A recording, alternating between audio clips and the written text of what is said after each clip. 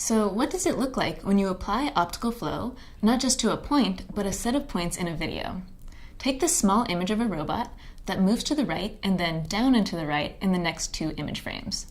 The goal of optical flow is, for each image frame, to compute approximate motion vectors based on how the image intensity, the patterns of dark and light pixels, have changed over time.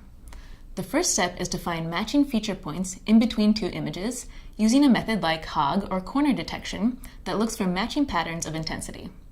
In this case, we would likely detect some edge points and maybe the sensors on the robot. Then, optical flow calculates a motion vector, UV, for each key point in the first image frame that points to where that key point can be found in the next image. These motion vectors are to the right between frames 1 and 2, and then down and to the right between frames 2 and 3. This is what optical flow will look like for a set of points, and you can calculate this flow frame by frame until you build up the path of an object over time. You can imagine using this data to measure the velocity of that object. You can also apply this technique to every pixel in an image to create a field of motion vectors. Optical flow is used in a variety of applications, from slow motion graphics to autonomous vehicle navigation, and it will be especially useful to keep these motion vectors in mind as we approach the task of locating a robot as it moves through an environment.